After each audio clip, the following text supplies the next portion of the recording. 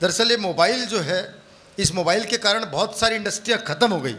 इस मोबाइल के कारण घड़ी ख़त्म, कैलकुलेटर ख़त्म, कैलेंडर ख़त्म, डायरी ख़त्म, पेन ख़त्म, टॉर्च ख़त्म, रेडियो ख़त्म, सुखचैन ख़त्म, और अगर किसी के मोबाइल का पासवर्ड उसकी लुगाई के हाथ लग जाए तो आदमी ख़त्म।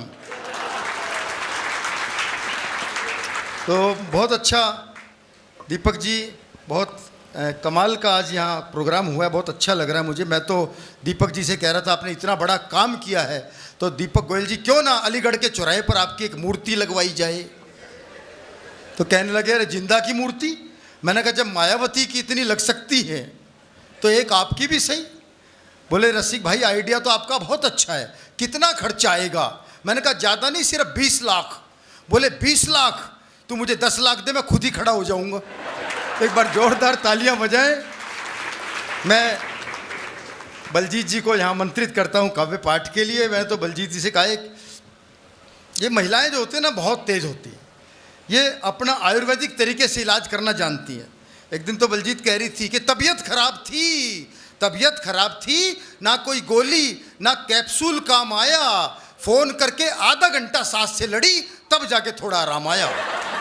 इसलिए महिलाओं से कोई पंगा नहीं लेना चाहिए। एक महिला तो अपने पति को जबरदस्ती दशहरा दिखाने ले गई और जब रावण को फूंकने लगे बोली ध्यान से देख लो दूसरों की पत्नी पर बुरी नज़र डालने का क्या परिणाम होता है। अच्छा, अब मैं इनको बता दूं, अगर आपको अपने खानदान का इतिहास जानना हो, कुछ करने की ज़रूरत नहीं है मिश्र जी, कुछ करने की ज़रूरत नहीं है। बस अपनी पत्नी के मायके की बुराई शुरू कर दो, 10 मिनट में आपके खानदान का गौरवशाली इतिहास आपके सामने होगा। तो ये महिलाओं में बड़ा दिमाग जो होता है तो सरदारनी है, और सरदारनी होकर दिमाग की बात करती है। मैं आपको दिमाग की ताकत बताता हूँ। एक व्यक्ति के पास 2.5 पेटाबाइट दिमाग होता है। 1 पेटाबाइट बराबर है 1000 टेराबाइट, और 1 टेराबाइट बराबर है 1000 जीबी, यानी 16 जीबी के मेमोरी कार्ड वाले लगभग 1,56,000 पेन ड्राइव। और इतने भारी भरकम दिमाग को खराब करने में घरवाली को आधा मिनट भी नहीं लगता। तो जोरदार आप तालियां आप बजाएं। बहुत मन से आपने सुना है, आपने डुएट परफॉर्मेंस देखी बलजीत कौर तन्हा जी की। मैं चाहता हूं कि आप उनकी सोलो परफॉर्मेंस देखें, और मैं चाहता हूं कि जोरदार तालियों से आप एक बार बलजीत कौर तन्हा जी को आमंत्रित करें। दोनों हाथ उठा के बलजीत कौर तन्हा जी।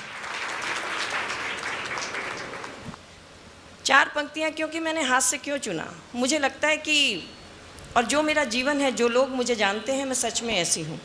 मुझे लगता है कि ईश्वर ने जो हाथ दिए हैं, अगर ये किसी की मदद के लिए उठ जाएं तो वो हमारे द्वारा किया गया श्रम दान होता है। और ऐसा कहा जाता है कि हंसने से हमारा खून बढ़ता है। तो अगर हम किसी को हंसा पाए और उसका खून बढ़ जाए तो मुझे लगता है कि वो रक्तदान कहलाता है। वाह वाह वाह वाह वाह वाह वाह, क्या बात है, वाह। मैंने हाथ से क्यों चुना था, 4 पंक्तियाँ आपको सौंपती हूँ कि किसी को चाह लो तो चाहत हो जाती है, किसी को चाह लो तो चाहत हो जाती है, अपना बना लो तो आदत हो जाती है। मैंने जान लिया दिल में रहता है खुदा, लोगों को हंसा लो इबादत हो जाती है। वाह वाह वाह वाह वाह वाह वाह, क्या बात। और सर जो कह रहे हैं अभी वो सुना देती हूँ। अभी बात कर रहे हैं बहुत सारे पतियों की, कोई कह रहा है ये हुआ, किसी का राम नाम सत्य हो गया। अभी सबरस जी जो बोल रहे, सबरस जी बहुत ज़्यादा उछल रहे थे तो मैं समझ गई ओ हो शनिवार के कपड़े आज पहन कर आ गए हैं। तो खैर, अच्छा इनको क्यों निकाला गया स्कूल से, इन्होंने असली बात तो बताई नहीं। क्योंकि इन्होंने कहा कि कभी मैं छुट्टी पे रहता था, कभी बच्चे छुट्टी पे रहते थे। समरस जी आपकी बात मैं बता देती हूँ। इनको कवि सम्मेलन में जाना होता था, छुट्टी चाहिए होती थी जब ये टीचर थे। ये प्रिंसिपल सर के पास गए, मुझे छुट्टी दे दो जी, मेरे पिताजी मर गए। प्रिंसिपल ने छुट्टी दी। अब ऐसा सुन के कौन, तो छुट्टी मिल गई। अगली 2 हफ्ते बाद फिर कवि सम्मेलन था, फिर जाके यही कह दिया। तो प्रिंसिपल सर ने बिठा लिया, बोले मुझे जहाँ तक याद है कि तू 3 बार छुट्टी ले चुका है पिताजी की मरने की बात कह के। कितने पिताजी हैं? तो समरस जी बोले 5 तो आपके भी हैं। अब प्रिंसिपल सर हैरान, लेकिन सामने कौन थे? बोले सर मैं प्रूफ कर सकता हूँ आपके 5 पिता हैं। बोले कैसे? बोले जी एक तो आपके अपने पिताजी, प्रिंसिपल जी बोले बिल्कुल ठीक। बोले दूसरे बता। बोले जी आपकी पत्नी के पिताजी। बोले वो भी बिल्कुल ठीक। अब तू तीसरा गिनवा। बोले जी 2 अक्टूबर को जिनका जन्मदिन आता है राष्ट्रपिता बापू, वो आपके भी बापू। प्रिंसिपल जी चौंक गए, लेकिन अब क्या कहते हैं। बोले ठीक है 3 हो गए, अब तू चौथा गिनवा दे। बोले सर कह दूं। बोले हाँ। सर बोले सर गाय हमारी माता है तो बैल हमारा। अब प्रिंसिपल सर के पास कोई जवाब नहीं था। बोले अब तू 5वां बता दे। बोले आप मुझे नौकरी से निकाल दोगे। बोले नहीं तू बता दे। बोले सर कभी कभी जब किसी से काम निकलवाना हो तो गधे को भी बाप बनाना पड़ता है।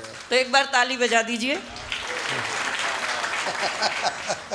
और रही बात जो मुझे कहा गया, मैं ग्वालियर की बेटी हूँ और सरदारनी हूँ। वहीं से सर चाह रहे हैं मैं बहुत थोड़ी सी बात करती हूँ, हादसे के लिए कभी लंबी पारी खेलेंगे। ग्वालियर की बेटी हूँ और आप सब अब गहरी बात कह रही हूँ उसे समझिएगा। हम सरदारों के ख़ानदान से हैं। आप सबके घर में जब लड़की बड़ी हो जाती है तो शादी के लिए लड़का ढूंढा जाता है, और हमारे यहाँ जब लड़की बड़ी हो जाती है तो शादी के लिए सरदार ढूंढा जाता है। अब जिस वक्त मेरी शादी हुई उस वक्त तो मोबाइल भी नहीं थे, कुछ भी नहीं था। और पहले क्या होता था, आज की तरह फ्लैटों में बंद लोग नहीं रहते थे सर। आसपास लोगों को पता रहता था कि फलां के घर कोई रिश्ते वाला आया है, तो एक सरदार जी मुझे देखने आए। अब सरदार जी मुझे देखने आए, पूरे मोहल्ले को पता था आज इनके घर में कोई सरदार आया देखने। अब सरदार जी सामने वाली टेबल पर बैठे थे, मैं इधर बैठी थी, इधर मेरी मम्मी बैठी थी, इधर मेरे पापा जी बैठे थे। थोड़ी देर बातचीत हुई, चाय पीते रहे, फिर मेरी मम्मी रसोई में चली गई। 19 साल तक मैंने अपने बापू को किचन में जाते नहीं देखा। उस दिन वो भी चले गए। अब रह गए मैं और सरदार जी। सरदार जी पूरा कप चाय पी गए। मैंने कहा वो लोग तो मुझे छोड़ के गए हैं कि कोई बात हो जाए, पर ये तो कुछ बोल ही नहीं रहे। तो मैंने डरते डरते कहा, मैं कहा सरदार जी कुछ तो बोलो। सरदार जी बोले तुसी किन्ने भैन भराओ भैन जी। अब उन्होंने भैन जी बोला तो मैं कहा सत श्री अकाल, अभी तक तो मेरा एक भाई था, तुसी दूजे भरा हो गए, सत श्री अकाल। अब बात यहाँ ख़त्म नहीं हुई। अब जब वो चले गए तो मोहल्ले वालों ने पूछा क्या हुआ। अब मम्मी डैडी ने बता दिया कि मुंडे ने तो कुड़ी नूं भैन कह दिता तो वो भरा बन गया।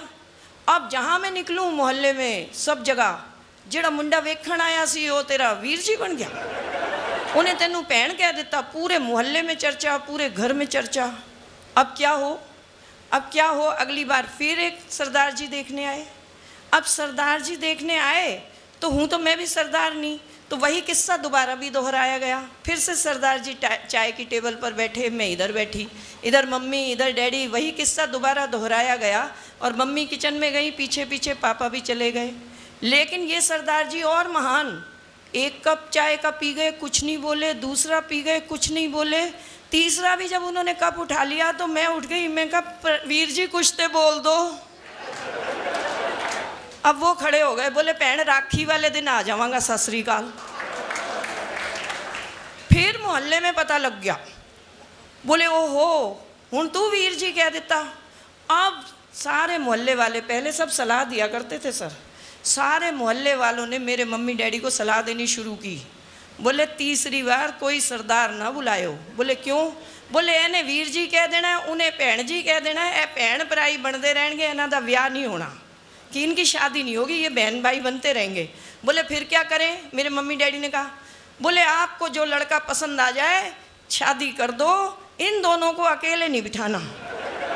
अब बात समझो। अब मेरे मम्मी डैडी ने एक सरदार जी पसंद किए और उनसे मेरी शादी कर दी गई, जो मेहरौली दिल्ली में रहते हैं। हम लोगों को अकेला नहीं बिठाया गया कि कहीं वो वीर जी, मैं वीर जी और वो बहन जी ना बोल दें। लेकिन एक बात बताओ, शादी करा दी गई, कब तक अकेला नहीं बिठाओगे।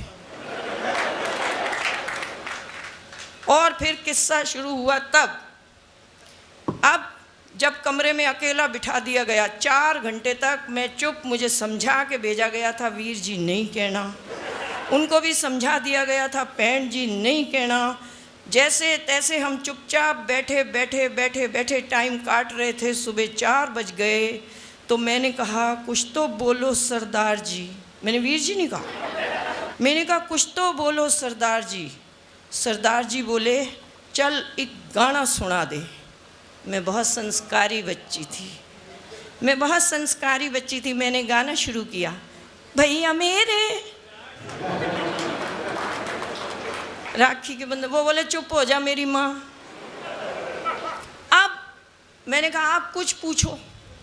अब देखो सवाल भी बड़े अजीब होते हैं। सरदार एक तरफ तो हमको कह रखा कि है ना भैन जी नहीं कहना, वीर जी नहीं कहना। अब उनको समझ ही नहीं आया, उन्होंने मेरे से पूछ लिया अच्छा चल तू अपना नाम बता दे। मैं ग्वालियर की। मैं कहा क्यों, कार्ड पे तुम्हारी बुआ जी का नाम लिखा था क्या, शादी के कार्ड पे? तो इस तरह से हमारे किस्से चलते रहते हैं। अच्छा शादी के बाद मैं आई दिल्ली, तो नया किस्सा। गई तो मैं पहले शिमला भी थी, लेकिन यहाँ स्टोरी ख़त्म करती हूँ क्योंकि समय कम है और आती हूँ। हम गए शिमला तो मेरे सरदार जी को कुछ ऐसा जोश आया, बोले ड्राइवर के साथ नहीं जाएंगे, हम अकेले जाएंगे। मैं कहा फिर? बोले ड्राइवर को एक्स्ट्रा पैसे दे देंगे, गड्डी मैं चलावांगा। मैं कहा ठीक है जी, आप गड्डी चला लो। अब शिमला में हम गए, ड्राइवर को तो अलग कर दिया, सरदार जी ड्राइविंग सीट पर, मैं साथ वाली सीट पर।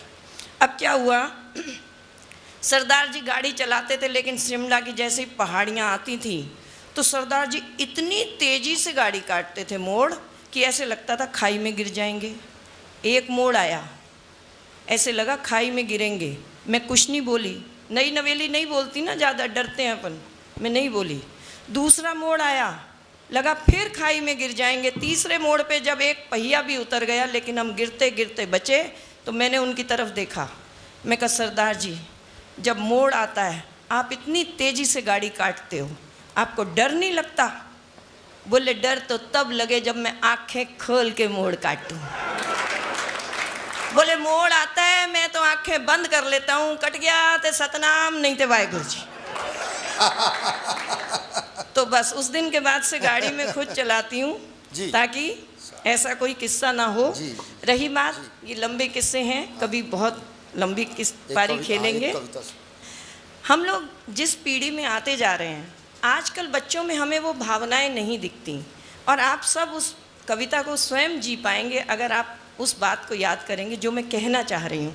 आजकल हम फेसबुक पर देख लेते हैं, फेसबुक का ज़माना है, हम पड़ोसी को नहीं जानते पर फेसबुक के लोगों को हम जानते हैं। तो वहाँ कहीं से मेरी बात शुरू होती है कि फेसबुक पर आज हम कभी कोई डे सेलिब्रेट करते हैं तो भी फेसबुक पर डाल देते हैं कि आज ये डे है, आज ये डे है। वहाँ से कविता शुरू होती है और कविता का शीर्षक है वो बच्चे। मंच का भी ध्यान चाहूँगी। अच्छा एक छोटी सी बात ज़रूर कहना चाहूँगी कविता से पहले, लंबी बात कहती कि अभी बहुत अच्छी एक सैनिकों की कविता सुनाई थी। एक प्रश्न है जो एक सैनिक का है, मैंने उस भाव को कहने की कोशिश की है कि ये सच है, ये सच है कि जब फौजी शहीद हो जाते हैं तो अपने ही नहीं पराए भी आंसू बहाते हैं। ये सच है कि जब फौजी शहीद हो जाएं तो अपने ही नहीं पराए भी आंसू बहाते हैं। पर क्या मरना ही ज़रूरी है? जीते जी भी तो फौजी को क्यों हम सम्मान नहीं दे पाते हैं? जीते जी वो टॉयलेट के आगे संदूक रख कर करता है सफ़र, ट्रेन में हम उसको अपने साथ एक सीट भी नहीं दे पाते हैं। वाह वाह वाह वाह वाह वाह वाह वाह। तो मैं चाहती हूँ कि कहीं आपको वर्दी दिखे तो उसे भी अपने साथ सीट दीजिएगा, स्वागत, और उसको सैल्यूट कीजिएगा। और कविता मेरी वो बच्चे कि ढूंढ रही हूँ वो बच्चे, जो मैं बात कर रही थी कि आजकल फेसबुक है और ज़माना है किसका। सभी मातृशक्ति महिला बहनें बैठी हैं मेरी, तो मैं आप सबको समर्पित करती हूँ कि मैं क्या चाहती हूँ। मंच पर भी एक महिला शक्ति है कि ढूंढ रही हूँ वो बच्चे जो मदर्स डे नहीं मनाते थे। ढूंढ रही हूँ वो बच्चे जो मदर्स डे नहीं मनाते थे, पर माँ जब भी आवाज़ दे हाँ माँ कहकर दौड़े चले आते थे। वाह वाह। मैं चाहती हूँ कि जितना प्यार आप हास्य को देते हैं कविता को भी दीजिएगा कि ढूंढ रही हूँ वो बच्चे जो मदर्स डे नहीं मनाते थे, पर माँ जब भी आवाज़ दे हाँ माँ कहकर दौड़े चले आते थे। शायद बैटरी वाली कारें या मोबाइल नहीं थे उस वक्त, शायद बैटरी वाली कारें या मोबाइल नहीं थे उस वक्त, इसीलिए तो बच्चे पापा की पिद्दी पर घोड़ा बन चढ़ जाते थे। ढूंढ रही हूँ वो बच्चे जो मदर्स डे नहीं मनाते थे। शायद बारबी डॉल की कल्पना भी उस वक्त ख्यालों में थी। शायद बारबी डॉल की कल्पना भी उस वक्त ख्यालों में थी, इसीलिए तो बच्चे कपड़े की कतरन से गुड़िया बनाते थे और जूते के डब्बे में उसका घर सजाते थे। क्या बात। ढूंढ रही हूँ वो बच्चे जो मदर्स डे नहीं मनाते थे, पर माँ जब भी आवाज़ दे हाँ माँ कहकर दौड़े चले आते थे। शायद पिज़्ज़ा बर्गर भी ऑनलाइन ऑर्डर नहीं होता था उस वक्त। शायद पिज़्ज़ा बर्गर भी ऑनलाइन ऑर्डर नहीं होता था उस वक्त, इसीलिए तो बच्चे माँ का परोसा खा जाते थे। वाह वाह वाह। इसीलिए तो बच्चे माँ का परोसा खा जाते थे। और शायद सादा ही था खान पान, आँखों पर नहीं थे चश्मे। शायद सादा ही था खान पान, आँखों पर नहीं थे चश्मे, इसीलिए माँ के आंसू बच्चों को जल्दी नज़र आ जाते थे। आहा, वाह वाह वाह वाह वाह वाह वाह। शायद सादा ही था खान पान, आँखों पर नहीं थे चश्मे, इसीलिए माँ के आंसू बच्चों को जल्दी नज़र आ जाते थे।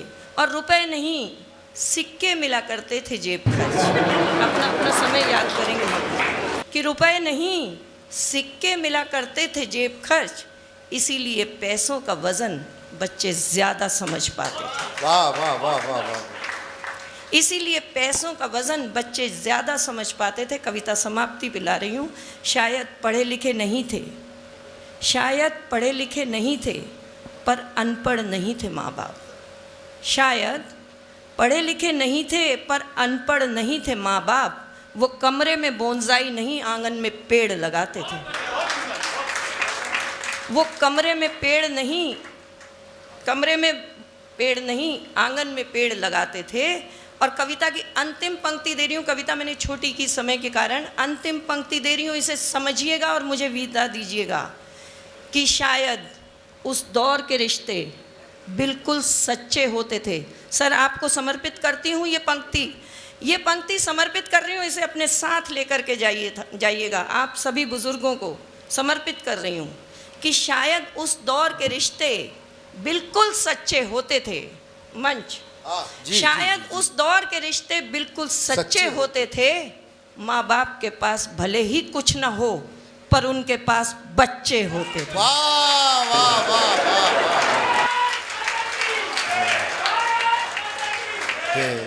उस दौर के रिश्ते बिल्कुल सच्चे होते थे। माँ बाप के पास भले ही कुछ ना हो, पर उनके पास बच्चे होते थे।